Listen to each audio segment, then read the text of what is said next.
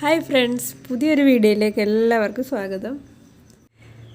ഇത് ഞാൻ നാട്ടിൽ പോകുന്നതിന് മുൻപ് മാർച്ച് മാസത്തിൽ വാങ്ങിയ 2 ചെടികളായിരുന്നു.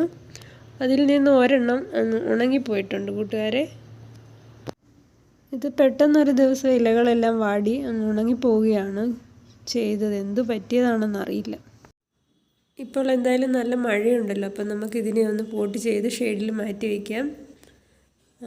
ഇതിനായിട്ട് നമ്മുടെ മണ്ണും കമ്പോസ്റ്റും കുറച്ച് എല്ലുപൊടിയും കൂടി മിക്സ് ചെയ്താണ് നടുന്നത്.